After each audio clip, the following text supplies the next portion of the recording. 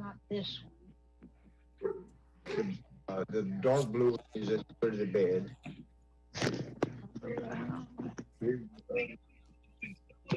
I found my keys. Undo your key off of my chain. Okay, Miss Nancy, Mark can hear us now, so we can go ahead and start. My apologies for starting late. We had an issue. No problem. Before we start the meeting to order, we have new rules on Zoom meetings from the state. So I'm going to have to go over those and read a certificate and some things that Ms. Gardner asked me to go over as well. First of all, if you don't mind, could everybody put their phones or computers on mute?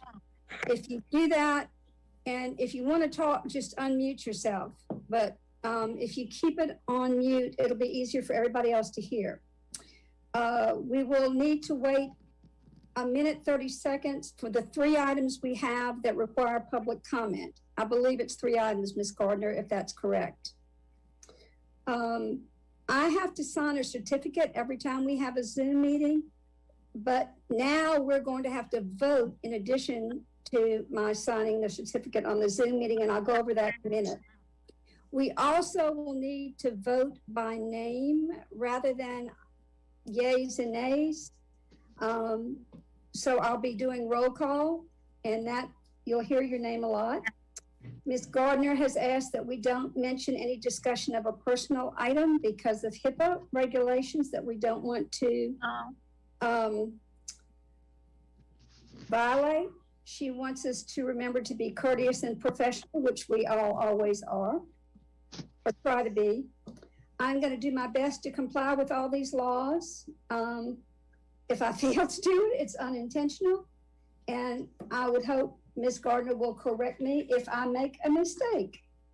Miss Nancy, we're learning together. We're both working on it's following open meeting law is what we're doing. And that's why the roll call for the vote and items like that. So we'll figure it out together.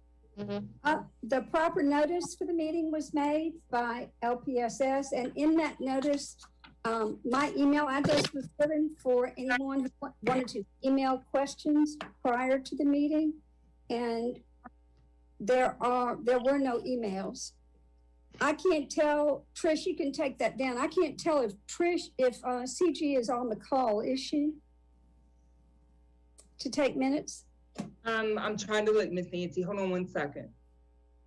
My iPad just does so many. Because if not, I do not believe I see Miss CG's name listed in the participant list. No, ma'am.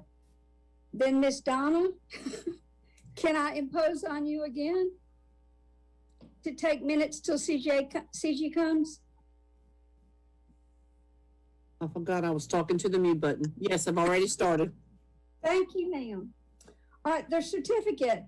This is what I need to read. Pursuant to the authority contained in Louisiana Revised Statute 42:17.1, the Employee Retiree Insurance Advisory Committee of the Lafayette Parish School Board will conduct a special meeting scheduled for March 9, 2021 at 5:30 p.m. by electronic means. The meeting will be conducted electronically due to the statewide emergency declared by the governor of the state of Louisiana as a result of COVID-19 and the virus's threat to the health, safety, and welfare of the public. A period of public comment will take place on the 3 agenda items. The number to call for public comment is 337-521-7018, and Ms. LaBeouf will call out that number when it's time. This meeting is for matters that are critical or time sensitive and in the determination of the presiding officer should not be delayed. However, such matters shall not be considered at the meeting unless the members of the body present at the meeting approve the consideration by a 2/3 vote. My understanding of that was approving the agenda would be sufficient, but apparently Ms. Gardner has told me that's not the case. So we will need to approve the agenda, and then we will need to approve every item on the agenda individually, apparently. Yes, ma'am. That is where we received guidance on from council of how it worked. Is there anything else before we get started, Ms. Gardner? No, ma'am, I think you're good. Okay, is there, And Nancy, this is Bernal. I do have a question. yes, sir. To a couple, 2 or 3 boards, and we have all the board meetings. Why, I don't understand where it's coming from. What's the law that says that you have to vote by name on each item? That's voting by name is part of the open meetings law, as I recall from another life many, many years ago. And the voting on each item is the school board attorney's interpretation of Act 43, which is Louisiana Revised Statute 42:17.1. So the voting by roll call allows us to say who voted yay, nay, or abstained for our record of the meeting. That's what the roll call vote is, since we're not in person or electronic voting. Well, there are a lot of meetings that are not being held correctly then. That's my understanding. And it's also, I'm not certain. I'll read this part to you again. It says, Okay, it just, it's unusual. yes. Nancy, this is Clyde. Yes, Clyde. I'd like to move that we approve the agenda. We can't get there yet, Clyde. Can you wait a Let's move on. second? Yes, sir. Let's go to 1.1 on the agenda says vote of members regarding the, first of all, there is a quorum present. Vote of members regarding the consideration of critical or time-sensitive matters as determined by the presiding officer for the purpose of certifying an electronic meeting. Carol Broussard, yes or no? Carol Broussard? What am I voting on? You're voting on whether or not we're gonna basically have this meeting. Yes. Donna Broussard, Yes. Michelle Broussard, Shannon Crumlish, Sorry, yes, I was on mute. I apologize. thank you. Matt Duga, Yes. CG Hollis, Keith, Yes. Katie Landry, Angela Lee, Mia Lemire, Yes. thank you, ma'am. Burnell, Yes, Mary Jane, Yes. me, yes. Butch Mouton,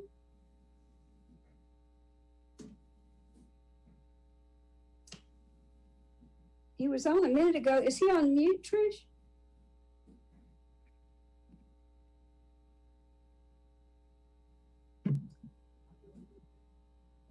He was on a minute ago. I'm looking for him, Miss Nancy. He's on mute. He's on mute. Butch?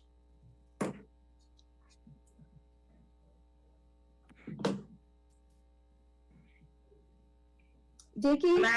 I'm asking Butch to unmute. Hold on 1 second, Miss Nancy. Butch?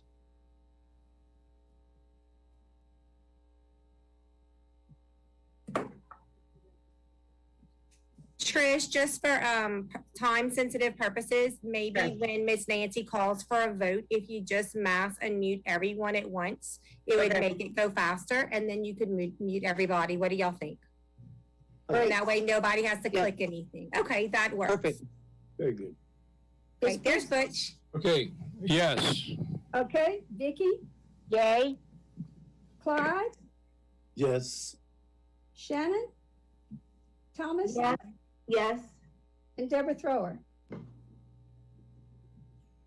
And I know she's here, but she's muted, Trish. Yes. Okay, There thank she you. is.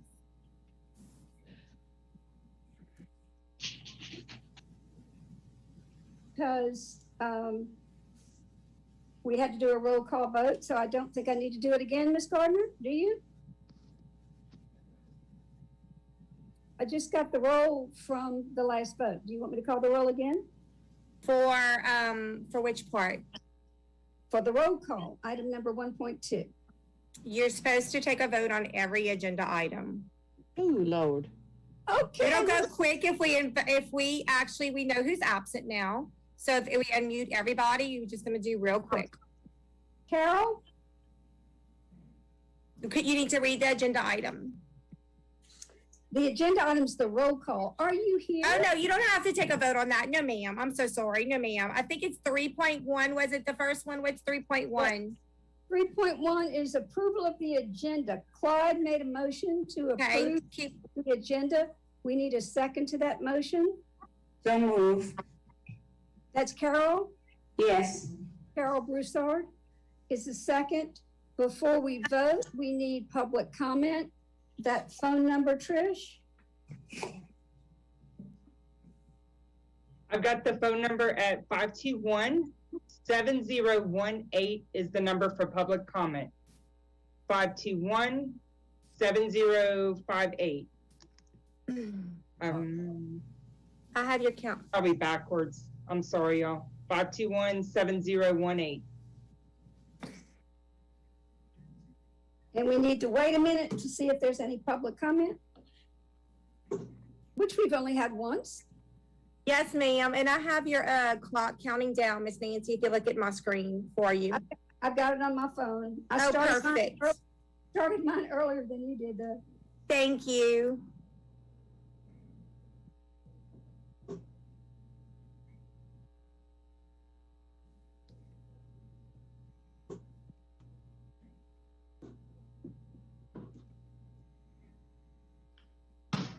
What you're saying, Jennifer? I mean, Ms. Gardner? I stopped it since you had yours, Miss Nancy. My apologies. Okay, there's no public comment. All those in favor of approving the agenda, say aye. Oh, I'm sorry. Oh, I'm sorry. I got to do a roll call. Carol Broussard, do you approve the agenda? Yes. Yes. Don- Michelle? Yes. Oh, wait, this is Donna, yes. Okay, Shannon Crumlish? Yes. Matt? Yes. CG? Keith? Yes. Katie? Angela? Mia?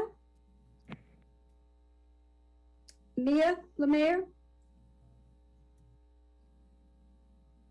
Brunel? Yes. Mary Jane? Yes. Me? Yes. Butch? Yes. Vicky? Yes. Clyde? Yes. Shannon? Thomas? Yes. Deborah Thrower? Yes. Next item on the agenda, approval of the minutes that were distributed of the last meeting. Do I have a motion to approve the minutes? I move we approve the minutes. This is Butch. This is Butch. Clyde, I second it. Okay, I need to call the roll again. Oh, first public comment, Trish? We've got, if you need to make a public comment, I've got 521-7018 for public comment. 521-7018.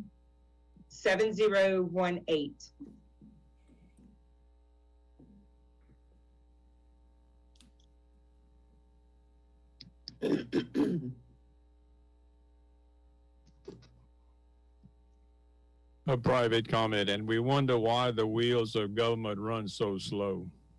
Amen. Couldn't agree with you more. There's something wrong here. This meeting's gonna last till 9 o'clock tonight. No, it won't. That's past my bedtime. Well, get put on your pajamas. To be ready. Oh my We God. only have 3 items that require public comment, Oh, okay. Thank God. and we're on number 2 of those, so. Okay, how are we on time?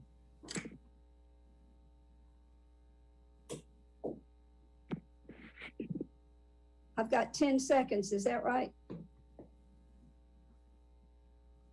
Yep. Yep. Okie dokie, if there is no public comment, I will call the roll to approve the minutes. Carol, Yes. Donna, Yes. Michelle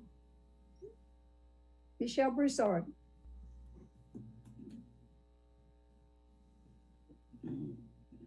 Shannon, Yes. Matt, Yes. CG, Keith,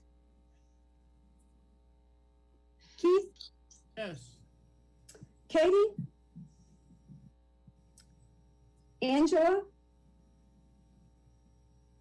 Mia, Yes. Do I have to unmute every time? I thought y'all were doing a mass unmute. We're working on doing that. Okay, so I'll that's why y'all didn't hear me the last time. I'm screaming yes, yes, yes, and I was muted. Sorry. Okay, thanks. I just put your yes for the last vote. Brunel, That's correct. Brunel, Yes. Mary Jane, Yes. Nancy, yes. Butch, Yes. Vicky, Yes. Clyde, Yes. Shannon, Yes. Thomas, Deborah Thrower. Yes. Next item on the agenda, is there any old business or reports? If not, item number 7.1, election of employee retiree insurance advisory committee officers. We'll start with nominations for secretary. Does anyone want to nominate anyone for secretary?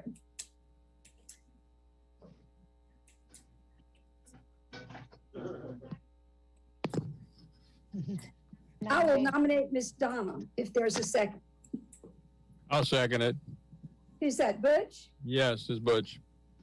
And Okay. if I don't write that down, You gotta write it down. It's in the I'm sorry, book. Nancy and Butch? Yes. Okay. Are there any other nominations?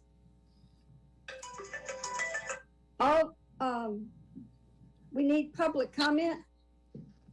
Can we do public comment on all of we have 3 officers. Can we just nominate all 3 officers?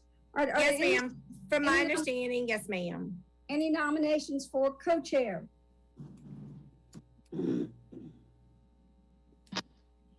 If not, I will nominate Katie Landry. She's not here. Is there a second? I second it. Thank you, Brunel. And I don't know why she's not here. She said she was going to be here. I hope she's okay. Nominations for, are there any other nominations for co-chair? Nominations for chair? Nancy Mounts. I second. Okay, now we need public comment. Any other nominations for chair? Now we need public comment for 1 minute and 30 seconds. For public comment, please dial 521-7018. So Burnell nominated you, Ms. Mounts, and who seconded? It was either Brunel or Butch. I don't know who it Okay. was. Let's go. Yeah. It was Butch. But I'll put y'all Brunel, down. did you text Katie? What's that? Did you text Katie? It's not like her not to be on.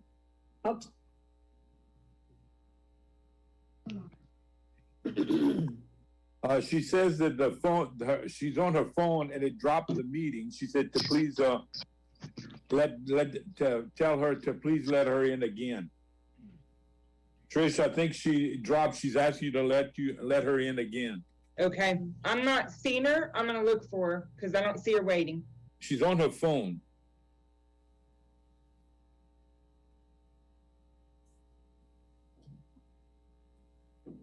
Okay, Miss Katie should be coming through. I see her now. All right. Thank you. she's got 20 seconds to go to decline. Katie, are you on? Is she unmuted, Trish? She's in the process of joining. See, she just came on board. Okay, I Just to got let you know, Zoom removed the unmute all as of March 1st. So where we had a control to unmute everyone at once, I just Googled it and they removed that feature on March 1st. So everyone would just have to pay close attention for that to unmute themselves. I just discovered that. Okay, we've had Katie, if you joined us late, you're nominated for co-chair. Katie? Are you sure she's on, Trish? I'm doing a triple check. I saw her come through. Yeah, I got a text saying she was trying to get on. Let's go ahead and do roll call. Carol, for the officers? Yes. Okay. Yes. Donna, yes. Yes. Michelle? Michelle Broussard? Shannon Crumlish? Yes, for all three. Thanks, Matt. Yes. CG is absent. Keith Johnson? Yes. Katie? Angela? Mia? Yes. Thank Yes. you. Brunel? Yes. Mary Jane? Yes. Nancy, yes. Butch? Yes. Vicky? Yes. Clyde? Yes.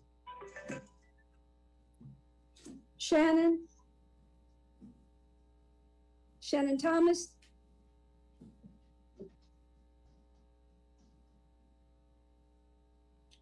Shannon Thomas?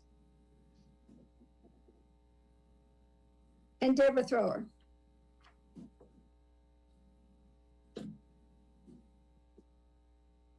I'm going to,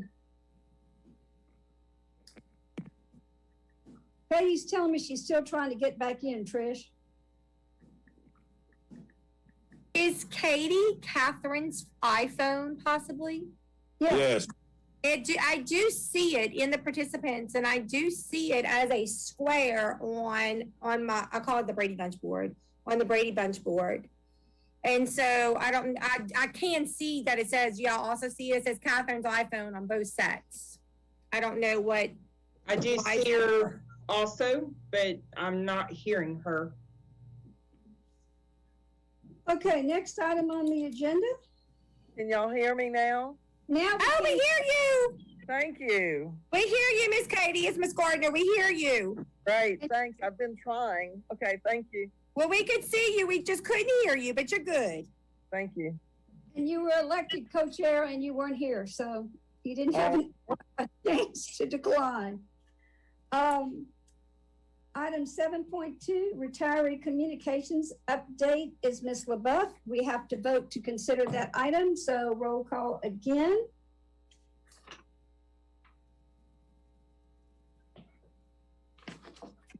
Donna, are you keeping the roll call, I hope? Well, like each name, you mean? Yeah. If not, I'll get it on the video. I'm gonna need to have, yes, because I'm gonna have to, I don't have a list of everybody's name. Got it. Okay. All right. We'll have for 7.2 retiree communications update. Carol, Yes. Donna, Yes? Michelle, Broussard, Shannon Crumlish, Yes. Matt Dugai, Yes. CG, Keith Johnson, Yes. Katie Landry, Yes. Angela Lee, Mia LeMaire, Yes. Brunel, Yes. Mary Jane, Yes. Nancy, yes, Butch, Yes. Vicky, Yes. Clyde, Yes. Shannon Thomas, Deborah Thrower.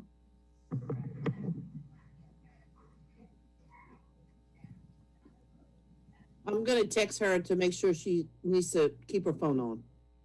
Yes. Okay, I've been saying yes the whole time. okay. Miss LaBeouf? All right, okay. Hello, y'all. I'm just gonna, Miss Nancy had asked for an update with regard to retiree communication information and how we were working through that process to make sure that all the retirees are getting the communications that they need. We have done a double check. There is no automated phone system response that we can use with regard to communicating with retirees. Because of that, we believe that the best option is mailouts. I've got staff that's been working very diligently on ensuring that contact information is correct with the retirees. We are cross-checking it against 3 different systems, counterbalancing it against payroll, the pension system, and Blue Cross Blue Shield to make sure that we have accurate information in all 3 systems. So essentially, we're doing a couple countermeasures. If a retiree calls through, we're automatically requesting, looking at their information, making sure that it's accurate in our system. We are duly going through those systems or any mailouts that we may receive back, and we're making sure that those 3 systems in particular are up to date. We are also sending any retirees information through teachers in Louisiana school employees pension to where they can update their address information directly with the pension system. For future, moving forward, moving forward, we've also talked about sending out annual reminders, just reminding the retirees that we do need an up-to-date point of contact for them. We're asking that the insurance committee also reminds retirees to update their information with LPSS to make sure that we can communicate with them accurately. We've thought about different marketing resources, perhaps like a magnet or something to attach to their fridge as a friendly reminder to update LPSS.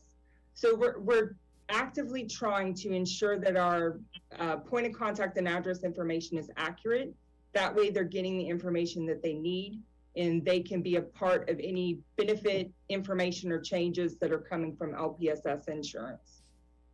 Thank you, Trish. Anybody have any questions or comments for Trish? Just to say, the stuff she sent through mail, Mother's been getting all those things, so it's been working. Oh, good. I mean, Mom's in retirement, so she's been getting all that, and it's been working, and I've updated or kept everything the same. That's great. I've had staff working really hard on that, and they've done their due diligence. So it's good to hear the positive from it. Thank you. You're welcome. I have a question, Trish. What is the number that we possibly don't know about? When we send a mail out, it depends on what we're trying to communicate with the retirees. But 9 times out of 10, our stacks are getting smaller with any type of return mail. Let's just say a member's moved. They may not have updated us with that information, but they may have updated the post office. So if they've updated the post office, we'll get that information on a little sticky return to sender information. Staff is, if we've got a phone number, they've been trying to ring the retiree and see if we can verify it via phone. If not, then if we've got 2 different addresses, we're reaching out to both those addresses to make surely one of them has got to be accurate. I'm thinking the pension system is probably the most up-to-date, or perhaps Blue Cross is, because retirees are going to want to get information with regard to claims and billing, and they're also going to want to get information with regard to their pension. So anytime we see a discrepancy between the addresses, we're reaching back out, but our stack's getting smaller, which is great, which tells me that it's working. It's just going to be an ongoing work in process to remind them. It still hinges on the fact of the retiree updating their info with us. And the reason this was an issue is we started Silverscripts and we did not have enough accurate contact information. And some of our retirees were getting postcards, other retirees weren't getting postcards. And so that led to a lot of miscommunication and stress that made us realize we needed to make a concerted effort to make sure we had accurate contact for retirees. Next item on the agenda, 7.3, status report of Silverscript prescription drug plan. I'll call the roll. Carol Broussard. What? Carol, the Yes. vote? Okay. I'm just hearing from CG's, and she's tutoring, so. Carol, yes. Donna Broussard, Yes. Michelle, Shannon, Yes. Matt, Yes. Keith, Yes. Catherine, Katie, Katie Landry, Yes. Angela, Mia, Yes. Renell, Yes. Mary Jane, Yes. Nancy, yes. Butch, Yes. Vicky, Yes. Clyde, Yes. Shannon, Yes. Thomas. Is Shannon Thomas on? Am I, can y'all hear me? Yes, we can now. Okay, yes, I'm sorry, yes. Thanks, Shannon. And Deborah Thrower. Yes. Okay, for those of you who don't know, we started Silverscripts January 1st, and there was going to be no change, and the rollout was going to work, and that's what everybody hoped. And we were going to get prior authorization letters in December, so if we knew we needed to contact a doctor, we would get that. And unfortunately, a lot of the things we hoped would happen did not happen, or they did not happen in the same time frame that we had been told they were going to happen. So there was a lot of phone calls, there were a lot of text messages, there were a lot of emails, a lot of anxious folks, particularly our very elderly folks who had caregivers, and they were completely ignorant about what was going to happen with insurance. So Lynn and Brooke, I think, are going to give us an update on where we are with Silverscript. Yes. Good afternoon, everyone. It's nice to see you guys. It's been a while. I can't believe it's March already. It's crazy how time's flying. But yes, Silverscripts, we had quite the transition to this new plan. We've been implementing since last summer, so it's been quite the endeavor. We've had weekly, sometimes bi-weekly calls for this transition with Silverscripts and RX Benefits. I just want to mention we do have the RX Benefits team on the line with us. We have Melissa McGovern and Mark Campbell from RX Benefits, who handles the commercial side of things for your active and retirees not on Medicare. We also have the Silverscript team on the line. We have Cheryl and Chelsea, who is our day-to-day account management team on the Silverscript side. Chelsea is our day-to-day service team. So they've been knee-deep in this implementation, as well as the servicing of the account once we went live in January. We have been fielding questions and concerns for a couple months now. I'll tell you that we did have some hiccups along the way, and Cheryl and I will go through a presentation. I don't know, Trish, whenever you're ready, if you want to share your screen, I'll hand it over to Cheryl in just a bit. But we'll let you know what happened and why from a timeline perspective when it came to retiree communications and such, and go through each of the issues that we've experienced the heartburn on.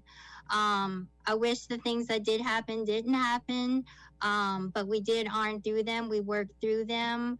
The communications that are tracking through the insurance department have been extremely reduced. From a service perspective, Trish and her team are not getting a whole lot of calls anymore. So the burden of going through the PA process and the transition of moving from the commercial side to the EGWIP, hopefully most of the retirees have gotten through that transition. We're in month 3 and the noise has gotten a lot lower. So I'll hand it over to Cheryl, who's going to give us a quick overview of the items of concern and kind of let you know where we are as of today. So Cheryl. Thank you so much, Brooke. And thank you all for allowing us to join your meeting today. We really appreciate the time. First off, I would just like to say, just kind of echoing what Brooke said, we did have some challenges at the beginning. We apologize for any inconvenience it may have caused, but I'd like to kind of go through some of the issues that we had and where we're at today with those. So Trish, if you want to move to slide 2, I'll just kind of talk through the agenda of the items that we're going to discuss today. First off, my name is Cheryl Howard. I'm the Strategic Account Executive who manages the Lafayette Parish Plan for Silverscript. And we also have Chelsea Garcia, who's the Account Manager on the line today. So if you have any questions, just please stop me and I'm happy to answer those for you. The first item we'll talk about is the customer care call center stats, what those are looking like for January and February. And then we'll talk about the formulary education letters that went out. Then the next thing we'll discuss is the Part B kind of coverage and what that looks like. Also look at transition fill and prior authorization process. And then we'll kind of wrap it up with Medicare Part D extra help program that's available through the Social Security office. So we can go to slide 3. I wanted to share the January 2021 customer call center stats and just give a little background. We've definitely experienced challenges with our customer care team even prior to January in later December. A lot of that had to do with that during December, there was news that CVS retail locations were going to administer the COVID vaccines. So we had an uptick in members calling about that. We also had challenges with staffing just because of the COVID pandemic. Absenteeism was higher than normal. We've got customer care team is working from home at the moment. So, you know, kind of trying to, a lot of are struggling with, you know, having children at home who are, you know, school age, might not be back in school yet. And then we had some attrition too at the time.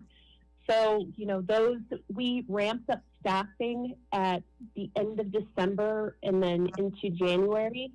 So you can see January, just kind of looking through, we had pretty high average speed answer times a few days, the high calls, and then we also had some routing issues that we were made aware of and that were corrected. So, you know, kind of as you look through January, those numbers were high in terms of the numbers of calls and the hold times. As we move through January, those numbers significantly improved. So, Trish, if you can move to slide 4, and we'll take a look at February. February is looking so much better. We are in a fully staffed position at this point. Our average speed of answer is about 6.5 seconds. So members are getting their phones answered or their calls answered quickly from a care rep and not having to wait for the most part. And then we're also seeing where it says CCR NCO on the left of the column.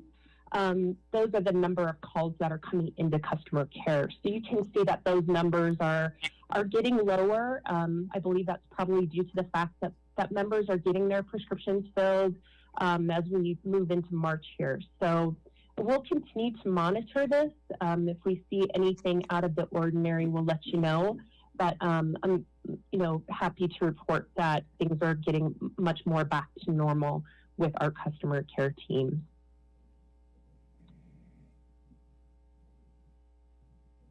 And then we also sent out formulary education letters.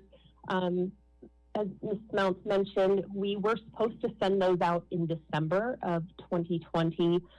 This would have been letters that would go to members who had taken any drug within the previous 6 months that might require a PA or a formulary alternative or quantity limit change with the IGWIP plan. Unfortunately, we had some issues with our vendor, and it affected letters being delayed. This was not just the Lafayette Parish incident. This actually happened for our entire IGWIP book of business. So, you know, unfortunately, members did not get their letters until January 19th. or they were mailed January 19th, so much later than we anticipated. And then we also kind of suppress letters because if somebody tried to get a transition fill or a drug fill that needed a prior auth, they would have that would have triggered a letter for them. So unfortunately, you know, this was a vendor issue that we didn't have, that they didn't have the correct data, and all of our AGWIP clients ended up being affected by this. Then, I just wanted to share also, this is what a sample formulary education would look like. This is looks like a prior auth letter or a drug coverage change. So this is just an example of what that letter looked like for a member and what they would get. And let's move on. In the microwave, just microwave. Let's move on to slide 7. Okay, thanks, Rob.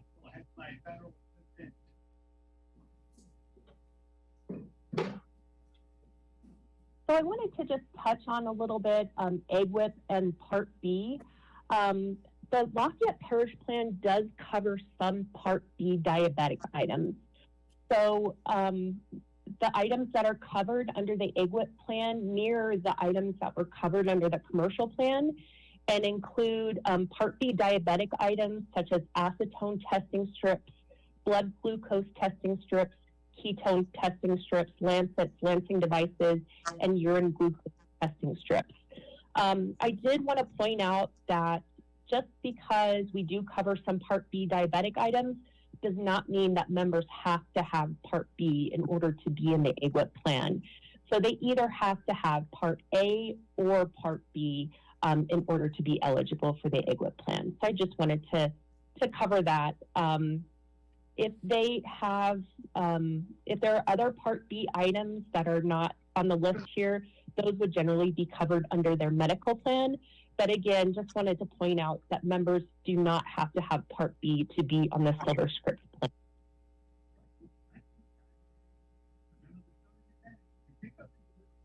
Okay.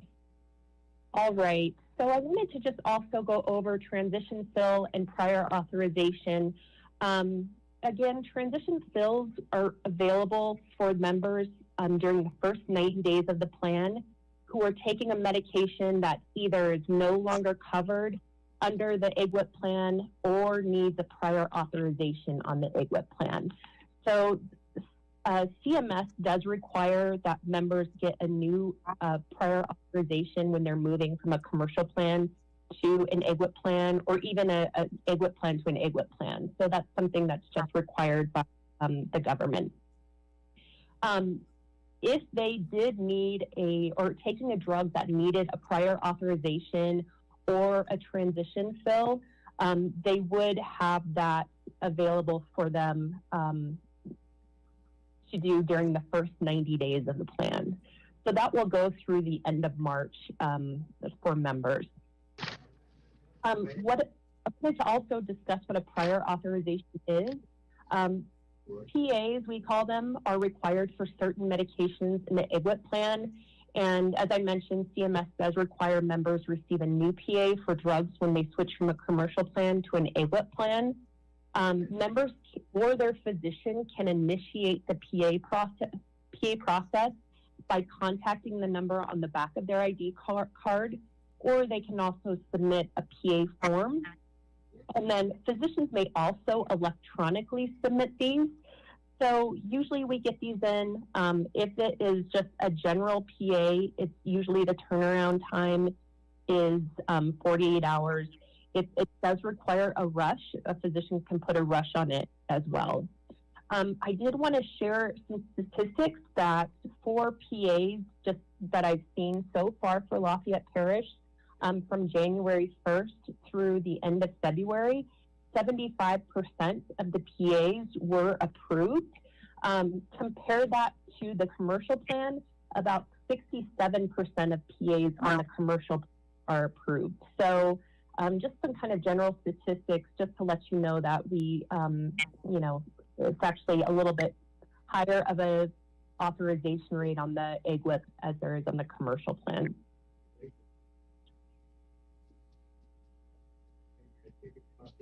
And then I did also want to let you know that there is extra help through the Medicare Part B Extra Help Program.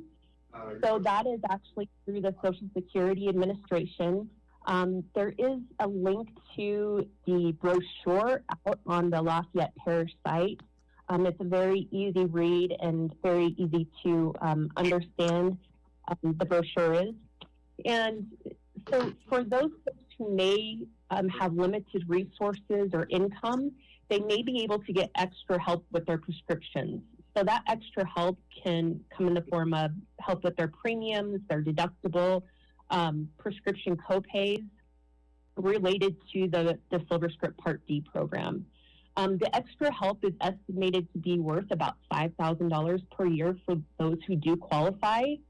And there are some limits, some annual income limits.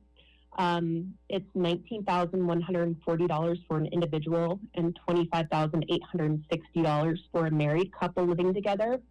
Even if the annual income is higher than the limit, members may still be able to get some help. So it's worth it for members if they think that they need extra help. They might be a little bit above those income limits.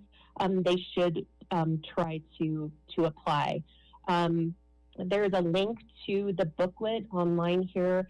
Members can apply online. They can also apply at the Social Security Administration office. So I just wanted to share that that there is extra help available. And I believe right now there are about 75 members who are taking advantage of this. We do get notification of those who are getting extra help or for extra subsidies through this program.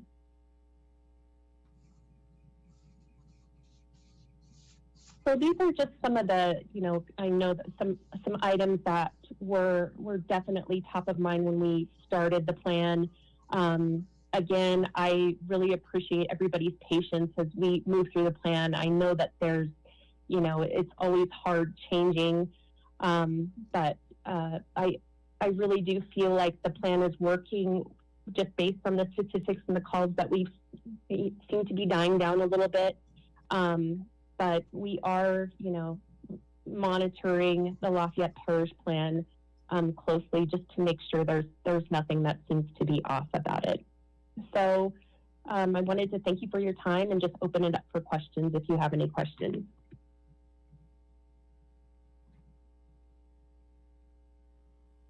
Miss Nancy, you're muted.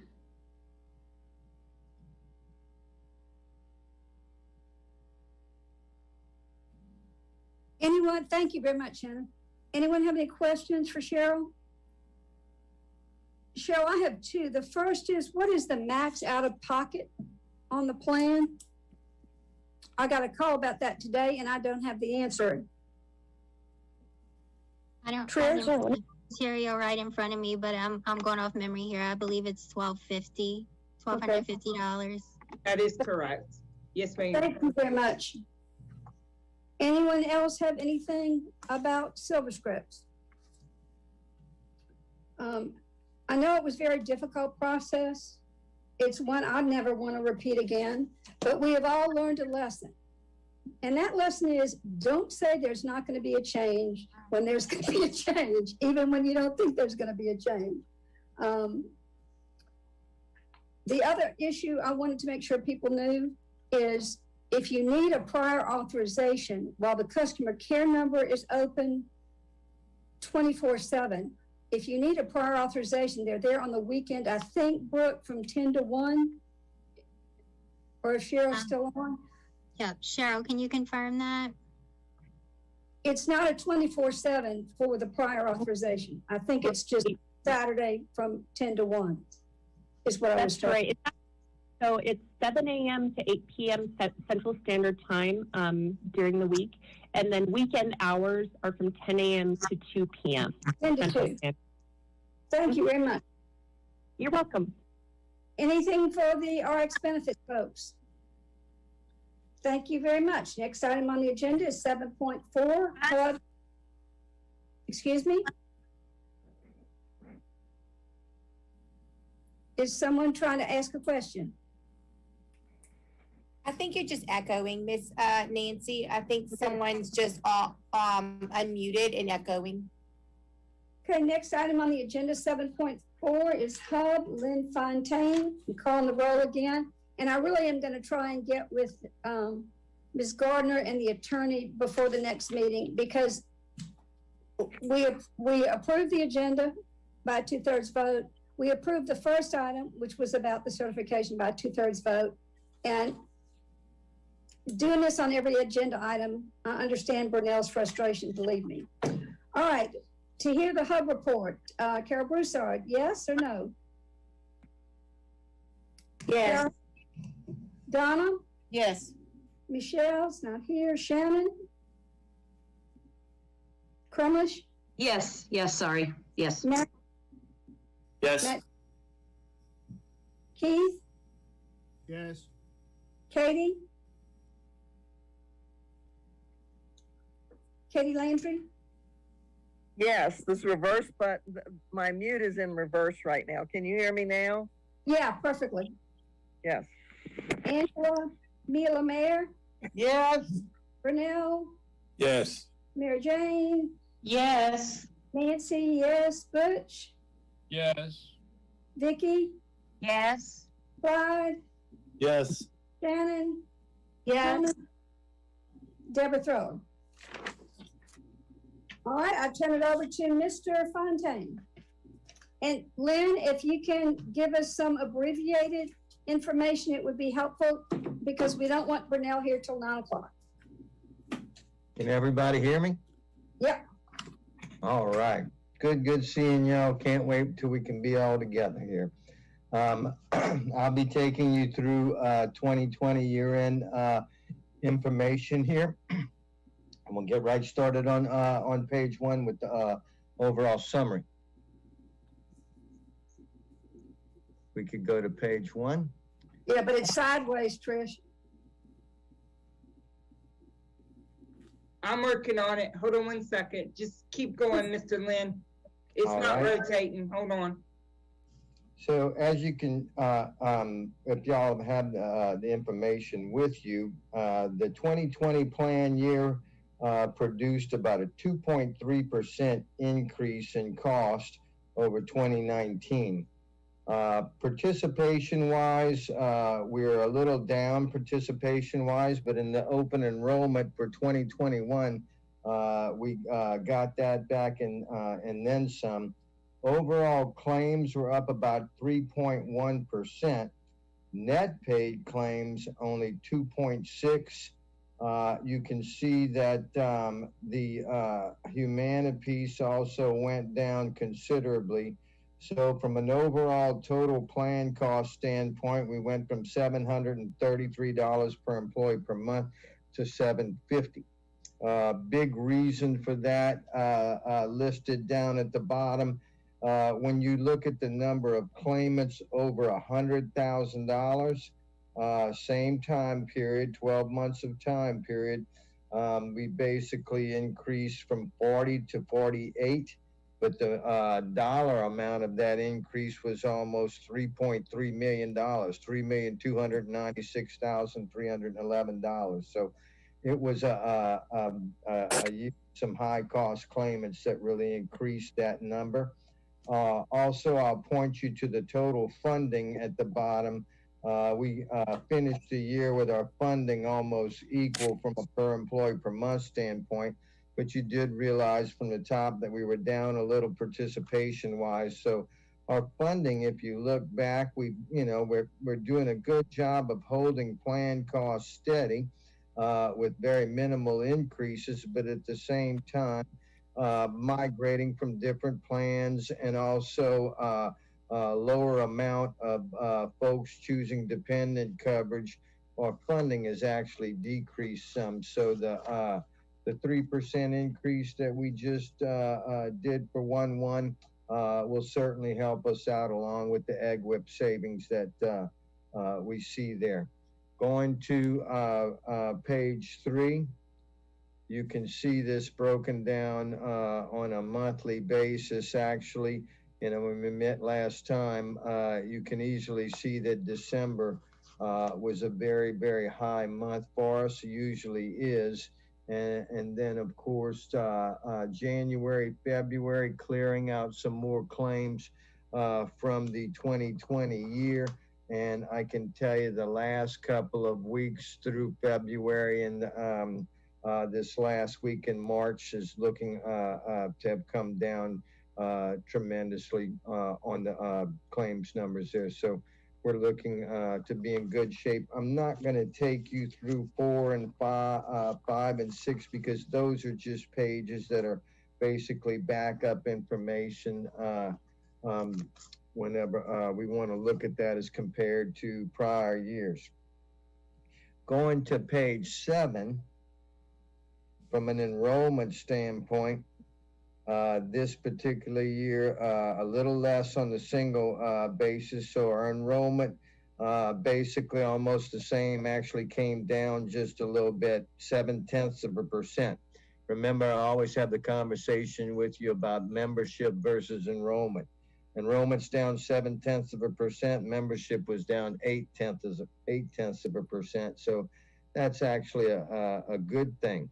Now in 2021, we had 2.3% growth in single coverage only, and a little bit of growth, about 0.4% on the family. So good growth as far as the plan goes for the open enrollment for 2021. Not much of a difference from what we've talked about in the past on page 8. We saw a little bit of transferred to the enhanced plan, gained a little bit there. Basic lost some participation, and Blue Sabre gained some participation. That's repeated, but even on a larger basis, we had very little loss or gain in the basic and enhanced, but Blue Sabre gained 90 participants in the open enrollment for the 2021 plan year, which should bode well for the claim statistics. Once again, on page 9, membership-wise, not outpacing our enrollment because the enrollment went down 0.8%. Membership, 0.7%, and membership at 8. Going to page 10. And you guys are the only school system I report on that has numbers this good. So in the first page, we mentioned that the increased cost in 2020 is purely, I wouldn't say purely, but almost to that point. It really is reflective of a higher number and higher claims amount on our large claimants. And I can't tell you that that's coming from spouses because spousal claims are only 2.8% higher than employees and only 1.6 on a 3-year basis, where most of my other systems show spouses anywhere from 25 to 50% higher claims cost than that of the employee. So good numbers there. Taking you to page 11. One more time, just pointing out that third bullet, that the difference of almost $3.3 million in large claimants. And then with regard to prescription drugs on page 12, continued usage of the high-cost anti-inflammatories.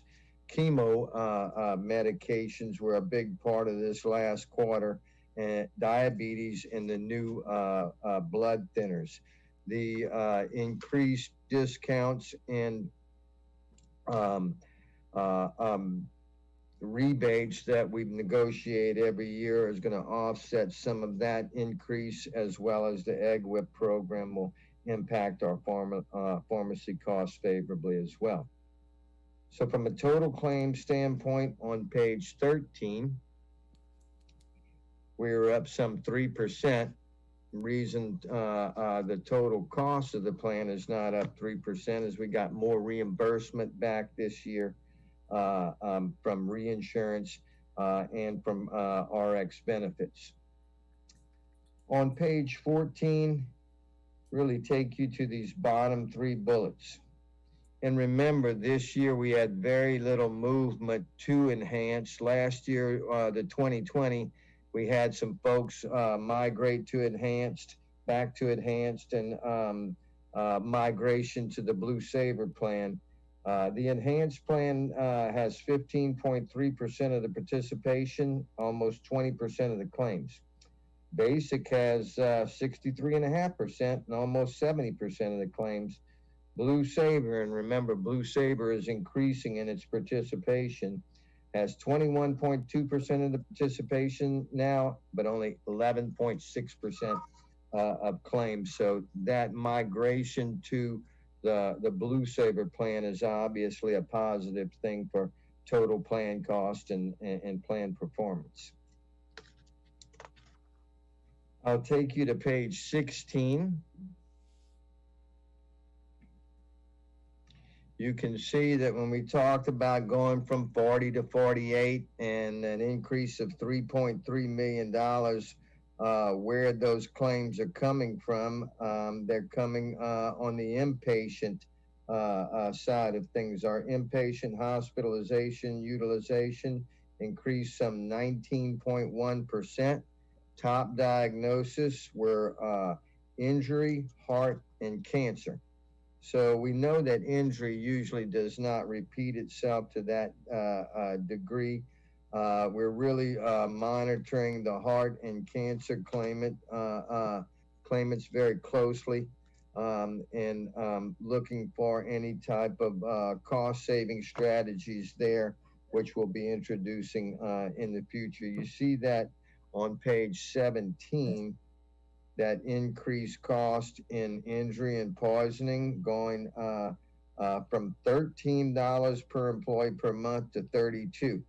So hopefully with that not repeating itself, we'll have a better situation on inpatient. Cancer has gone, neoplasms from 11 to 17, and then of course the circulatory, even though that number went down, it still remains number 2 at $21 per employee per month. You see no endocrine or no metabolic or genogenary this particular reporting period, which is also good. On page 18, the factors influencing health is our number 1 category. And you see it went from 29 to 45. Folks, that's chemotherapy. Okay. So obviously, cancer is playing a big part of the cost of our plan. When we talk about top facilities on page 19, we can see that we had a little bit lower utilization, although they're still number 1. They went from 111 per employee per month to 103. And Our Lady of the Lake went from 77 to 96. So a little bit of a shift there as far as top facility usage. One of the cost saving strategies we're going to be looking at is to try to garner some additional discount from some of these larger facility providers. So look forward to that in short order. Prescription drugs going to page 20. Still favorable at 87% generic utilization. But when you factor in the additional utilization on some of these high cost drugs, the 87% utilization for generic only amounts to 13% of the total cost. So if we flip the coin on that, 13% of our medications are driving 87% of the cost. I'll take you to the high cost drugs on page 24.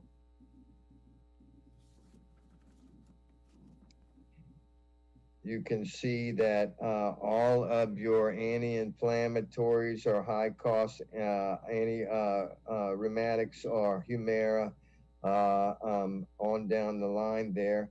A lot of diabetes medications, the new blood thinners that we talk about with Eliquis, and of course, any of the cancer medications.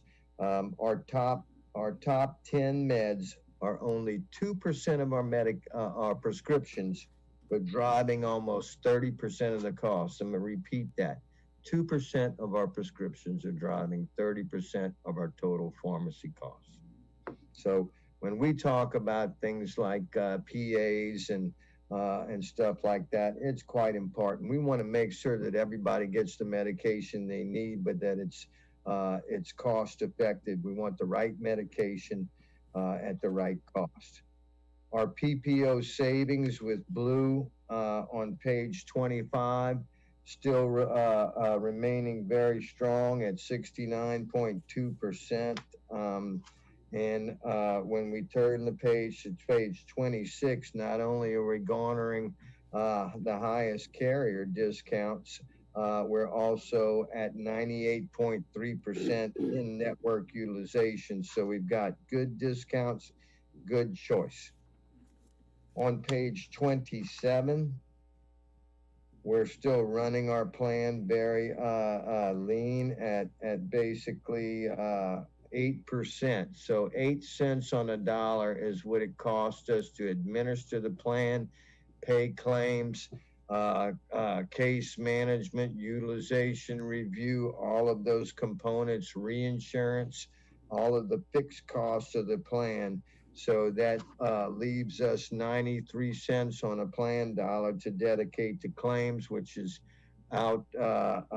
certainly out producing any kind of fully insured situation if we were just paying a carrier premium and they have full risk of the plan. So all that being said, on page 28, plan costs net of employee contributions are increased at 3.3. Told you on the first page, the plan cost increased 2.3. The reason the net cost to the system is 3.3 is that our funding actually has come down a bit. On page 29, this just shows you that $3,296,000 number in the 40 and 48. The categories actually above in the red, we fared out pretty good. So basically it's those high costs, $100,000 plus claimants that really made the difference this year. We'll look for some saving strategies to minimize that. And with the increased funding this year and the egg whip savings and savings from the other programs and close monitoring it, we hope to be in good shape. Thanks.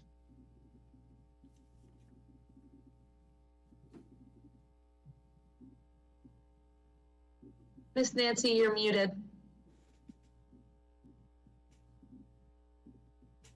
Any questions? I'm sorry. Questions for Mr. Fontaine? Only one I have, Lynn, is with the 90 people going to Blue Sabre in 2021, it decreases claims, but it dramatically decreased our revenue last year when we had an increase in Blue Sabre, didn't it? It did, but that wasn't a major reason for our funding coming down. It was more to do with more singles versus families. I also, when you look at the fact that even though we'd have some migration to the high deductible health plan, the Blue Sabre plan, the fact that those claims will be minimal for most participants. Most participants aren't going to get into that high deductible plan unless they're pretty healthy. So we should fare out pretty good with that. So you're not concerned that there'll be a decrease in revenue from Blue Sabre? No, ma'am. Okay. Any other questions for Mr. Fontaine? If not, next item on the agenda, 7.5, is our bylaws. I'll call the roll. Carol Broussard? Yes. Donna, Yes. Michelle, Shannon, Yes. Matt, Yes. Keith, Yes. Katie, Yes. Angela, Mia, Yes. Vernell, Yes. Mary Jane, Yes. Nancy, yes, Butch, Yes. Vicky, Yes. Clive, Yes. Shannon, Yes. Deborah. Yes. I'll turn it over to Katie Landry since she and Brunel Lemoyne worked on our bylaws. Katie Landry. Can you hear me? Yes, ma'am. Okay, good. Yeah, we did come up with proposed bylaws, which I asked Nancy to send you guys yesterday, so you'll have an idea of what our proposal was. It was submitted to staff who submitted it to board attorneys, and we just got it back this week. We have not had a lot of time to really analyze it, but there are some major differences, and the one that concerns me the most, and I'm going to be quite honest, is that I have been around since I was in the system when this committee was formed, and we have always had guaranteed slots for support workers. The way the proposed bylaws came back from the attorneys and staff is that only professional educators will be guaranteed slots on this committee. Everybody else will be at large. Support workers are an extremely important group in our school system and certainly part of our insurance plan, and I think they should have representation on this committee. That includes bus drivers, maintenance, clerical, cafeteria, paraprofessionals, and the way that the bylaws came back from the attorney is that it can, no guaranteed slots for those. So we would like to go back and rewrite and include certain things in. And I might add that I did check the board policy. It does allow this committee, through the adoption of bylaws, to guarantee slots to certain representatives of associations so that all employee groups are represented. So I would like to table the bylaws for this time until Brunel and I can go back and consider what the attorneys and staff have presented and try to come up with a document to present to you guys that will be hopefully a workable document. I second. Okay, so a motion from Katie and a second from Brunel. And will we need public comment since it was for review? Ms. Gardner? Since it wasn't an action item to begin with, I think it was just a discussion. So you weren't going to take an action item anyway. So I guess it was considered kind of like tabled. So you're not taking a vote on them anyway. It was just a discussion to begin with. So you weren't voting them in anyway. Well, we'll vote on the motion to table.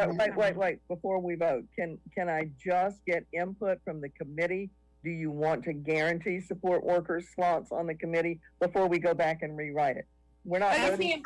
And yes, ma'am, that's Ms. Katie, that's what it was for. So it was for discussion of anybody's input so that the committee had input on the bylaws. Yes, ma'am. So this is absolutely the perfect time to get that input right now, because you don't need a vote to have that discussion. Exactly. We just need input from the committee. Absolutely. Absolutely. Can I hear from some committee members as to whether or not you want to guarantee those slots as we always have? Yeah, I think we need to. It's the insurance is something that affects all these people. They have to have a voice in this. They have to. Mm-hmm. Absolutely, I agree, Katie. Hey, anybody else? Anybody opposed? Want them at large? This is Clyde. I agree. It takes, this is Donna, it takes everybody. That's right. No matter who or what, it takes everybody. Well, and especially that they would not be included. Yeah. Well, and especially because, you know, the issues affect everybody differently. And so you could say, you know, we have these at-large members, but those at-large members may not necessarily get the perspective of whether it's a bus driver or a cafeteria worker or an office secretary, they won't have that direct experience navigating the health insurance system. It may affect them differently. So I think it's absolutely, it's really important that they be able to have a seat at the table. Okay, thanks. I appreciate it. Anybody else? Or any other changes you want to see in the bylaw? Keith is trying to say, Keith, I think you were. Hello, Keith Johnson, and I represent transportation, and I am a bus driver, so I would agree with what everyone is saying, and I would like to be guaranteed a spot. Thank you, Nancy, Keith. Yes. do we know why the change was proposed? Well, first of all, our bylaws have never been sent to the lawyer before, but lots of things we're spending a lot of money on lawyers, apparently.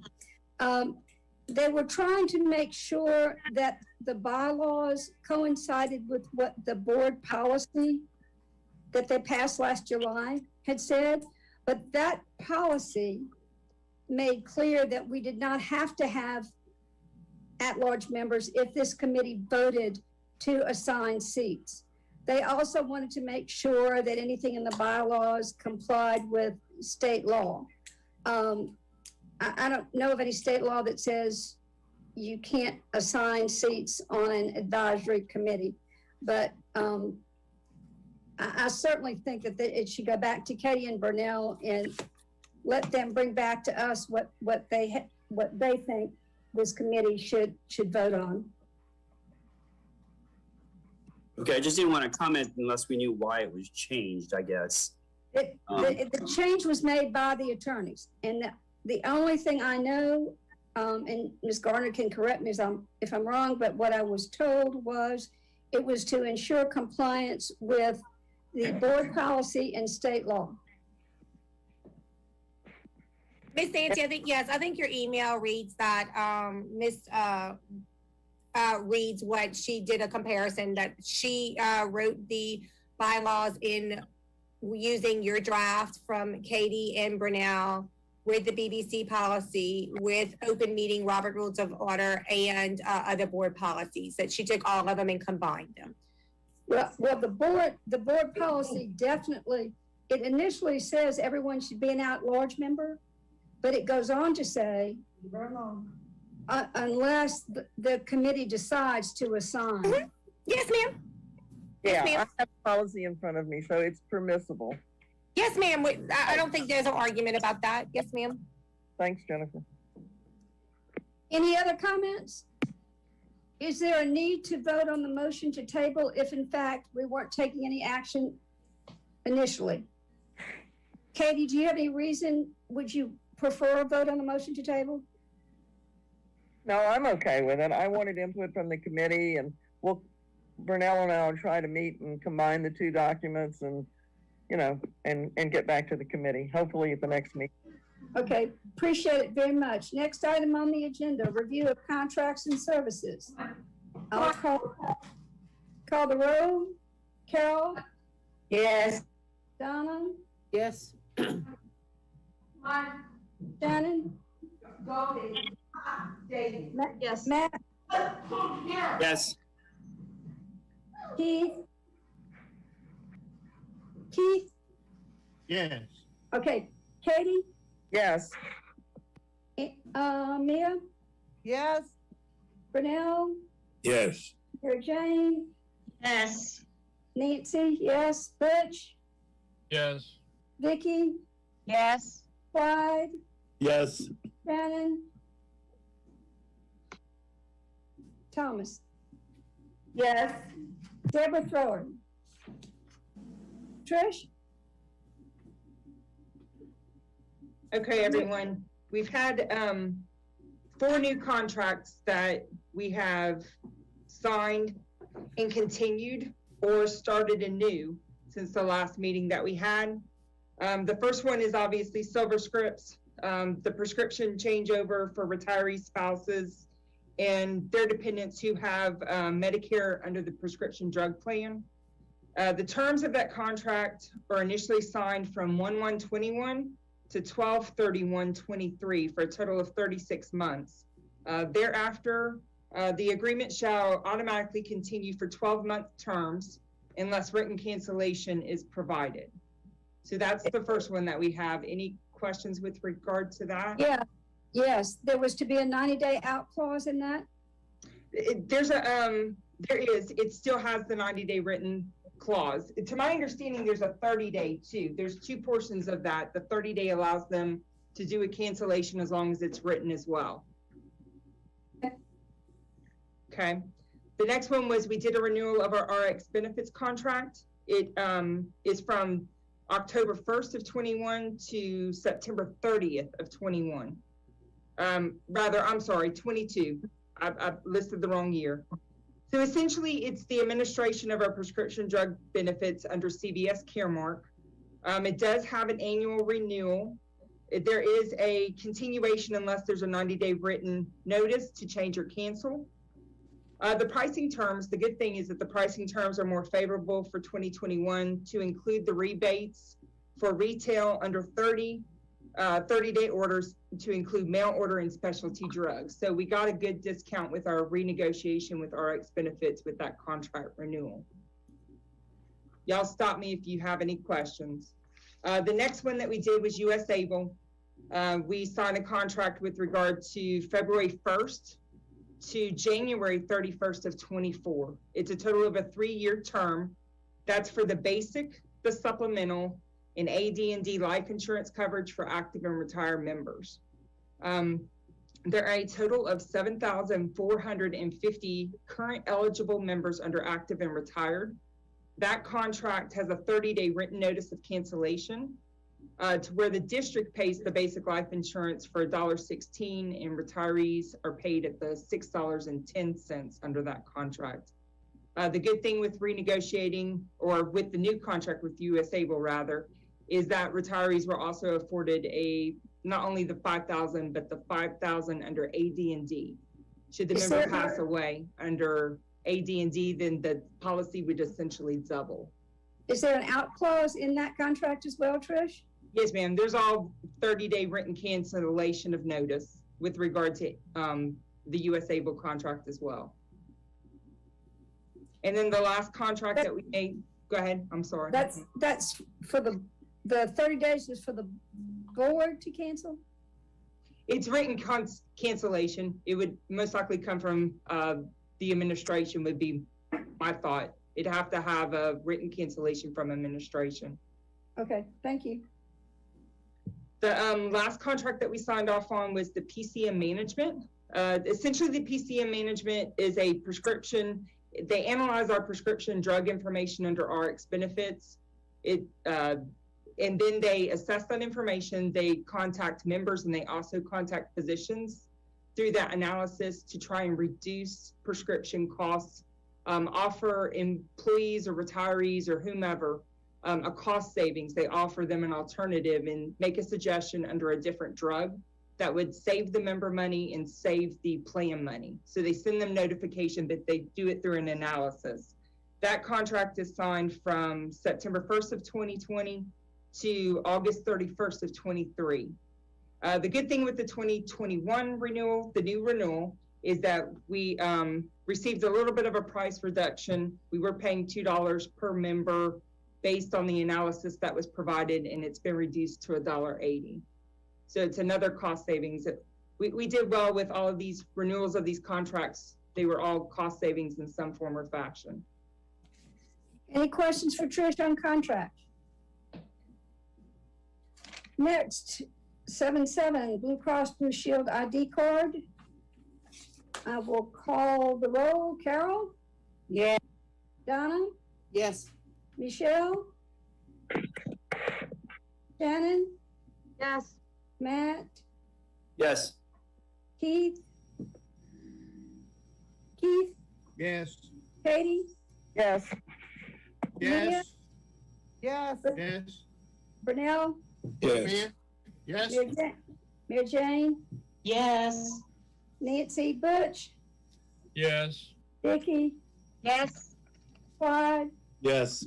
Shannon? Yes. Deborah? Yes. Trish?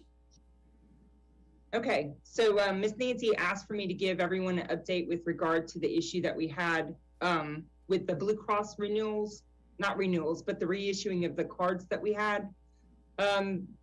Essentially what happened is we got a notification from Blue Cross about the early part of January, and they told us that there was an issue with the open enrollment upload, and that it was made as a suggestion to just reissue cards for every member.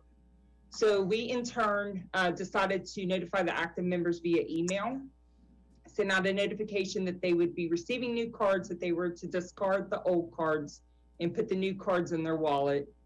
We duly sent a postcard communication to the retirees telling them specifically the same thing.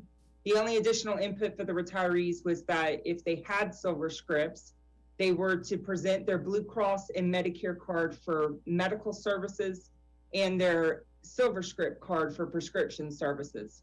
There was some concern with the reissuing of the cards with the logo still on there. Blue Cross Blue Shield cannot remove that Caremark logo.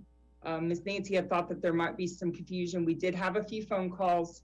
I believe that the insurance committee fielded a few phone calls too, but we've clarified it with the members, and we put them on the right track to make sure that they were using the correct card based on what they should have in their wallet at that point in time. And we haven't had any more, I haven't had any more calls. Have you, Trish? No, ma'am. No, I can understand where there might be confusion, but we did talk to the members and we clarified everything with them, and we didn't have any prescription issues with regard to not being able to fill prescriptions because of it. Yeah, the problem was that the retirees had just gone through this nightmare of change to Silverscripts, where some people got as many as 4 letters saying they had to have prior authorizations.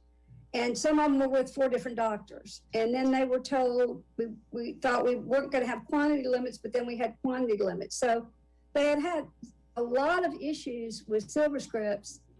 And then they get the card from Blue Cross that they'd always had before, and they didn't understand why they had 2 cards.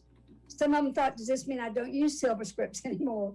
So that was the confusion. It was just bad timing that nobody had control over, I guess. Anything else about Blue Cross? Next item, 7.8, US Able Life Insurance. Carol Broussard. Yeah. Donna. Yes. Michelle. Shannon. Yes. Matt. Yes. Keith. Yes. Katie. Yes. Leah. Yes. Burnell. Yes. Mary Jane. Yes. Nancy. Butch. Yes. Vicky. Yes. Clyde. Yes. Shannon. Deborah. Yes. Okay, Trish, US Able. Okay, I just wanted to give you guys an update with regard to our changeover to US Able. The contract with Unum ended on the 31st of January of this year, and we made the change to US Able on February 1st of 2021. So essentially what we did is we offered a special enrollment period for the active members. It went from the 4th of January through the 22nd of January. They were allowed to either call into EBI. We also did a mail out to those members to where they could check the boxes and send it directly either to LPSS or directly to EBI, or they could do a self-enrollment option. So based on that information, we had some really good numbers. We had a total of 454 additions to the supplemental life, roughly a 17% increase from Unum to US Able.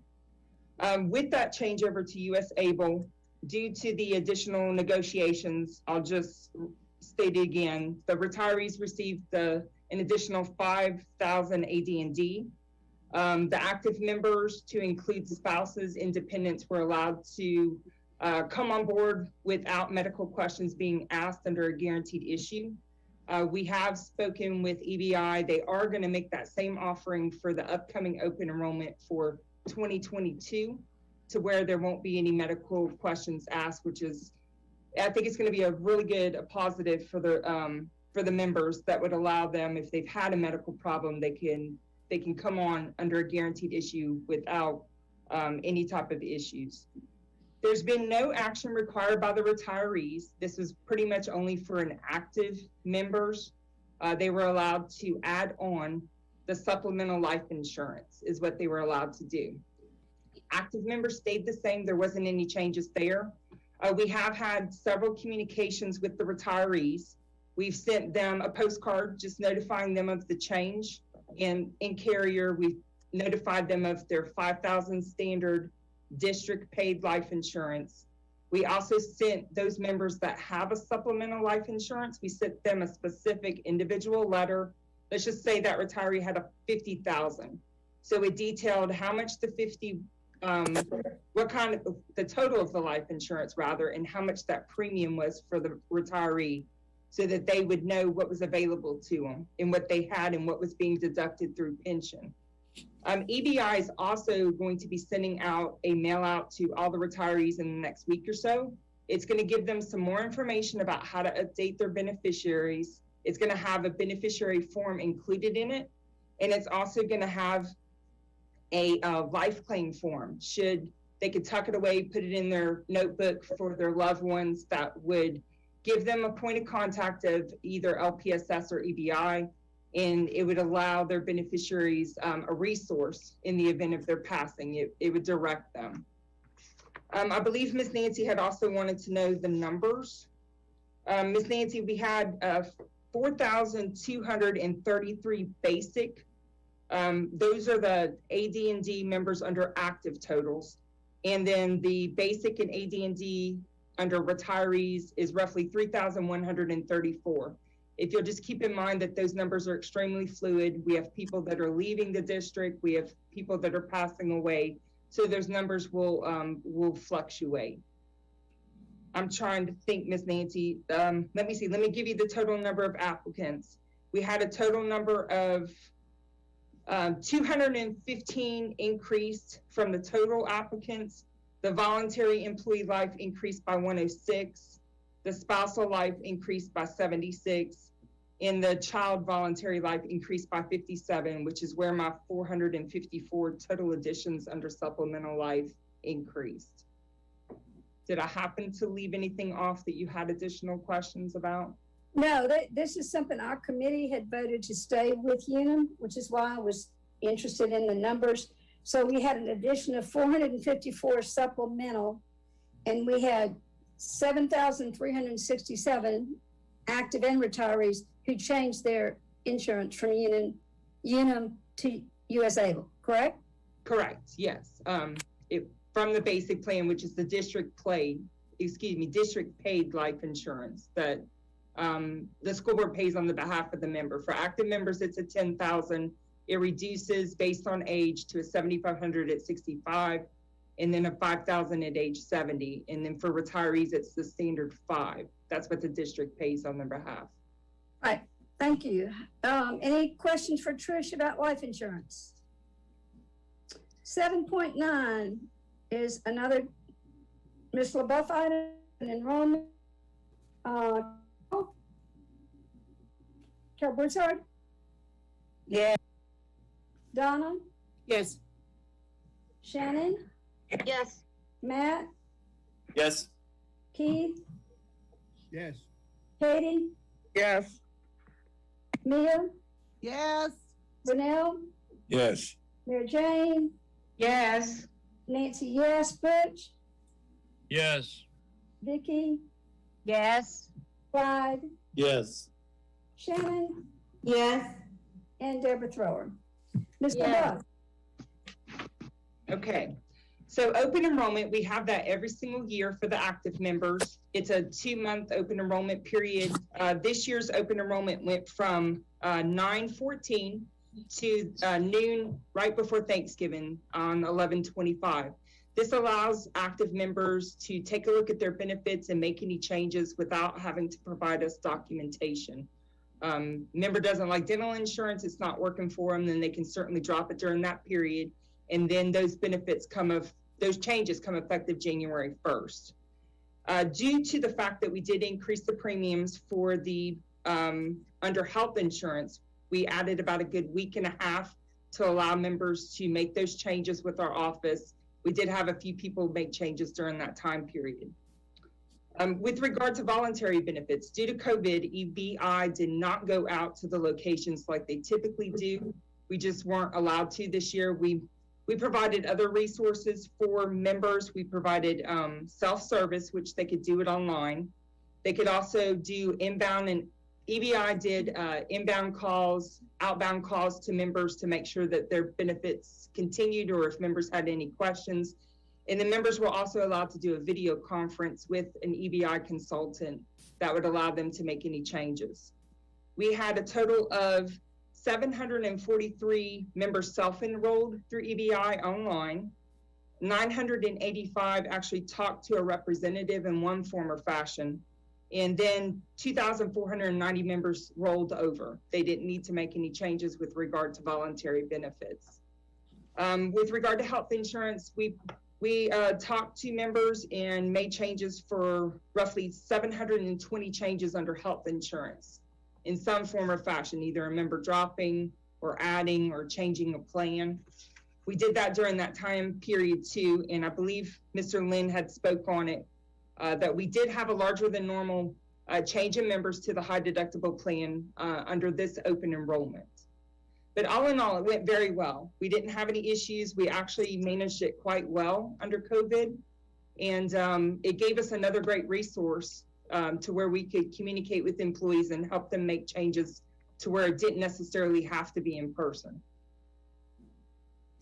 Any questions or comments about open enrollment, Ms. LaBeouf? The only comment I heard was that the active employees appreciated that the premium change was made while they still had time to make changes. So for next year or next time there needs to be a premium adjustment, we want to give them that same opportunity. Next item, 7.10. We're getting there, Burnell. Another one, Ms. LeBeouf, BCBS, Carol Broussard. Yes. Don Broussard. Yes. You want to say yes, Jordan? Shannon. Yes. Matt. Yes. Keith. Yes. Katie. Yes. Mia. Mia? Yes. Gotcha. Burnell? Yes. Jane? Yes. Nancy, yes. Butch? Yes. Vicky? Yes. Clyde? Yes. Shannon? Yes. Trish?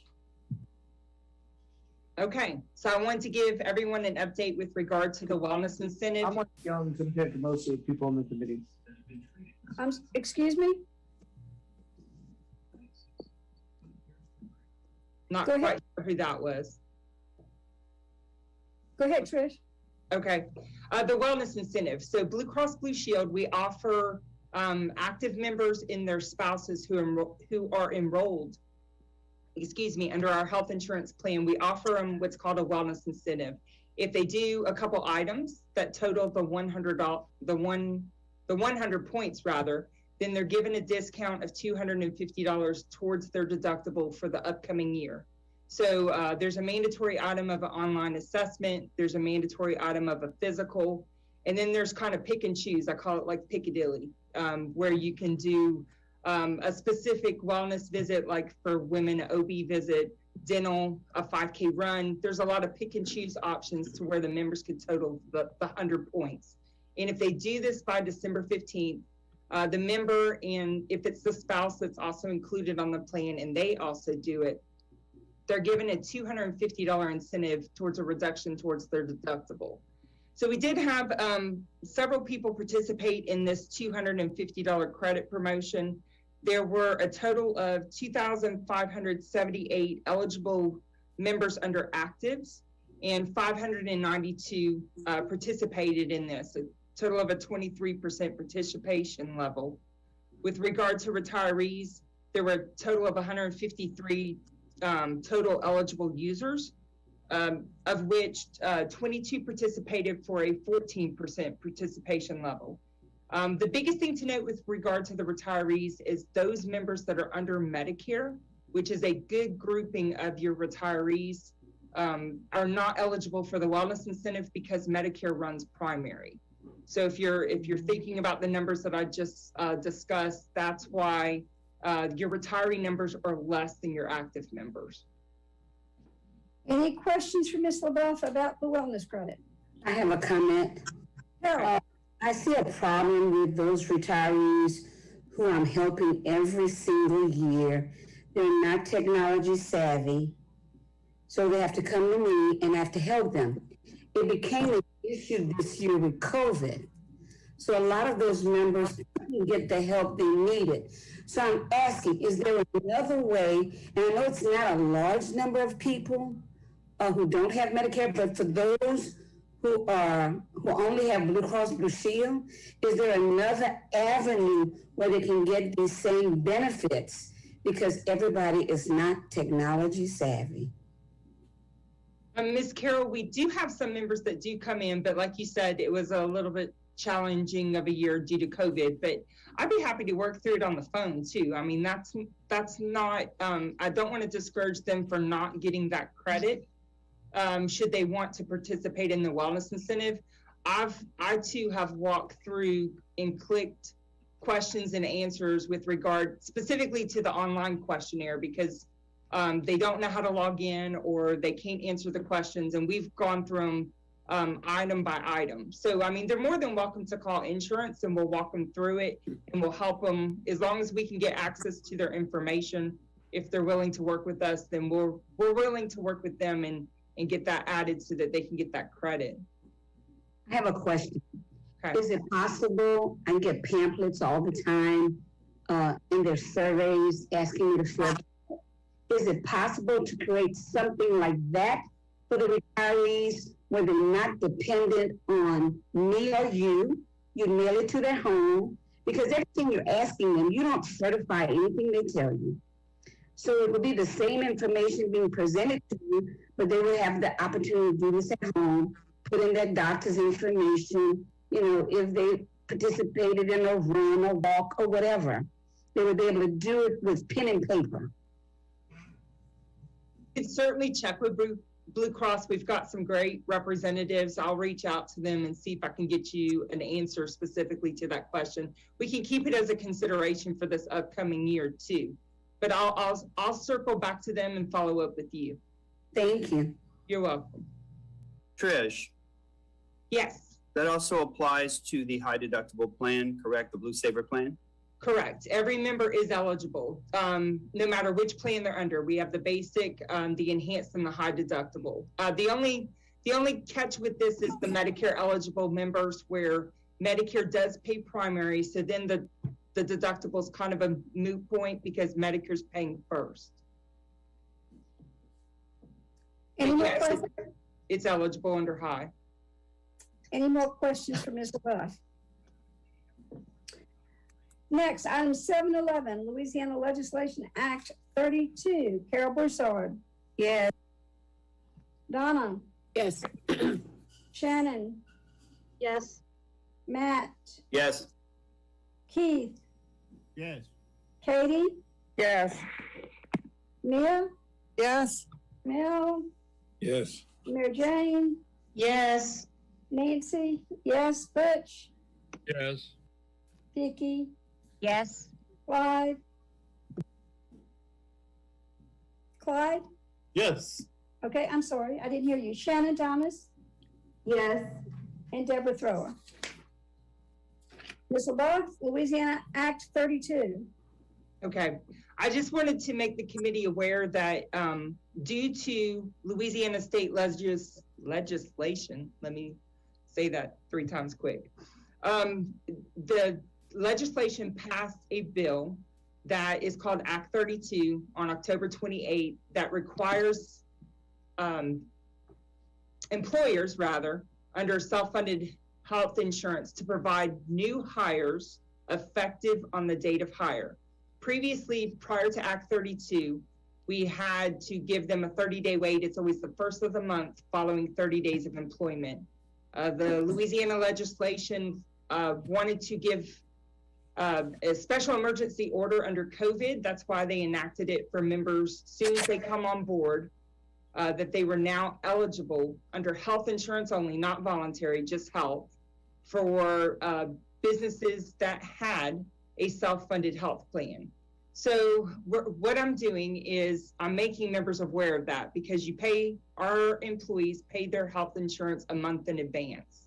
So as soon as they're stepping foot with LPSS, when they're putting their foot in the door, we're making sure that they get notification prior to being hired. When employee services is in communication with the member, we are sending out notification through employee services in addition to insurance, notifying the member that if they do want health insurance, they will be electing health insurance on the first day of the month, and it will in turn affect payroll because we pay health insurance a month in advance.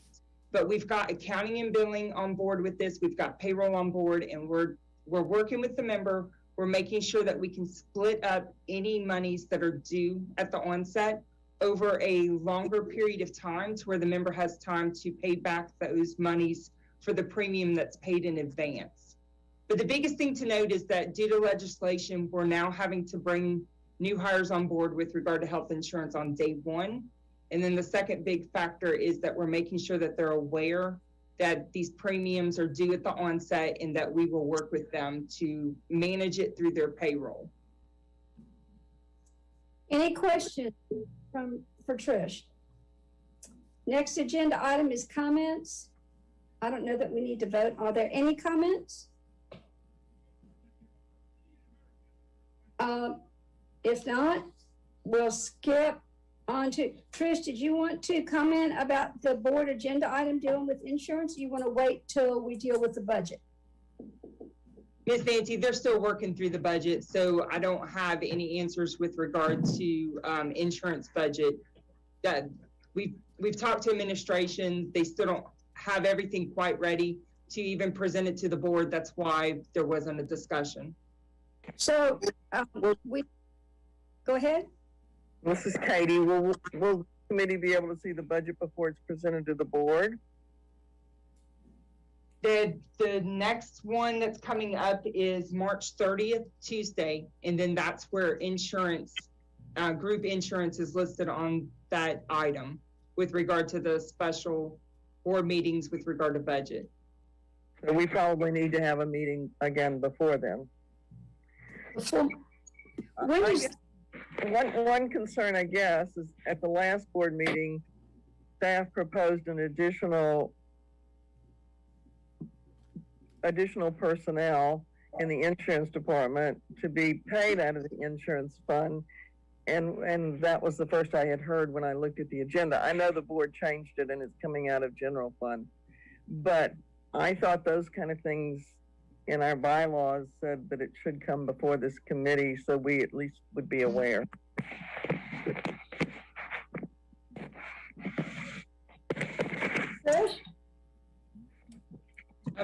That was it was not my agenda item that I made on that previous board meeting. Ms. Nancy, Ms. Gardner, can you offer any input? Yeah, it was actually due to the need that we saw fit that needed in the insurance department, that we needed more support. So we put it up as an agenda item, and it was put forth to come from the general fund, which removed the clerk money that was already in Fund 85 is no longer in there also. So not only were the new position for the account clerk 2 and funded through general fund, and the other half of the generalist, it removed the clerk salary also. So the proposal that went to the board was to change 2 positions, and you all asked if that come out of general fund or out of insurance? No, ma'am. Originally, we asked for it, since the entire insurance department is funded through Fund 85. We put it to come through Fund 85, and the board requested for it to be, Mr. Sanchani made a motion for it to come out of general fund, and it was unanimously voted to go through general fund. Okay. Is there a need for us to meet before March 30th or before the board approves the budget? Ms. Landry? Well, I guess my concern is, are those positions going to be the new position that was voted on? Will that be put back into the insurance fund, or will it remain in general fund? No, ma'am, the vote for Mrs. Antani was to take the 30, I think it was 32,000, I don't have it in front of me, if my memory serves me correctly, to come from some fund source this year, which came from, well, it's from general, and then to build it into the general fund budget for moving forward for the following year. That was the motion. Okay, thanks. Jennifer, let me ask you this. Is it possible that when the budget is ready, before you present it to the board, that we can just send it to the committee members? And then if we see there's a need to meet, we will. If not, then there's no reason to meet. Is that a possibility? Can I ask administration above me, and I can call you tomorrow, Miss Katie, with that? I will tell you that there's nothing that I know of anything, but it'll give you like the premiums and the things like that and how that's going. But I can call you tomorrow with that. That's not a problem. Yeah. And I mean, there may not be a need to meet, but our bylaws, old and new, and even the ones proposed by the attorney, say that we should see the budget and have comments. And maybe we can do that electronically to you should there be any need for comment. If not, just meet. Right, and Miss Nancy did ask, but we still have another meeting with Mr. Guidry, and I know he was on earlier, and the superintendent. So we don't have it yet, but I will call you tomorrow. That's not a problem, Miss Katie. Sounds good. Thanks. So there isn't a problem to email everybody on the committee a copy of that budget prior to the board voting, so we can. I didn't say that, Miss Nancy. I said I'd follow up with Miss Katie tomorrow regarding that. Once I talk to Mr. Guidry and get the whole process on that, but I will follow up tomorrow. Okay, thank you. Because if not, we're going to have to call a special meeting to meet to go over the budget, because our bylaws require us to do that. Yes, ma'am. Okay. Last item on the agenda is to adjourn, and Burnell, it's not 9:30 yet. No, but I have I make that motion. No, wait. Question, Nancy. Nancy, yes. I have a question, and my question is this: with the new with COVID and everything else, with the new policies that they're coming out with, and the vast majority of people are getting the vaccine, is it possible that from now on we meet at the central office? Because certainly we can distance and we can fix it to where that distance, social distancing can be accomplished. So could we please start having meetings in the school board office? It seems like these different guidelines are changing as we're going. I think it would be more effective in person. I understand that now, but we have several members of our committee who have raised objections, and I have a concern. Yeah. So I know we have several people who have concerns about meeting still, Cornell. So okay, from now on, we're going to continue meeting ad infinitum, because I have enough of this. No, people have to get their people getting their shots, and then you have to wait so many weeks after the shot. So there's still people getting their shots for now. Okay, so it's decide whether you want to stay on or not. We can't let you go, Burnell. Let's schedule the next meeting. It must be held before the board has a final vote on the budget, whatever date that is, Ms. LaBeouf. I believe it's in May or June. In May. May? It's May 19th is the final budget date where the board approves everything. So we would need to meet the Tuesday before May 19th.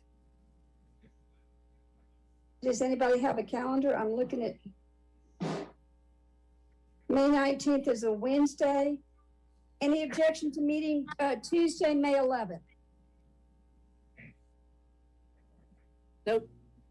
Okay, that'll be our next meeting. And Trish, if you don't mind, could you let Mr. Fontaine know? Hopefully he'll have an updated report for us.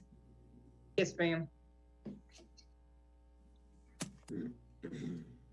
And do I hear a motion to adjourn? I still make that motion. And I second. Claude made the motion and Butch seconded that motion. Do I need roll call to Oh, for God's sakes. Yep. I gotta do it. Cornell, you think I like this? I've Carol, never heard of this before, and I've gone to God knows how many meetings. I hear you. I am gonna try to talk to Ms. Gardner and have her talk to the attorney because we're basically doing the same thing 3 times. Yes. Well, yeah, and you've approved the agenda to start off with. Right. Like you said. Donna, Yes. Michelle, Shannon, Yep. Matt, Yep. Keith, Yes. Catherine, Yes. Neil, Yes. Renell, Yes. Mary, Yes.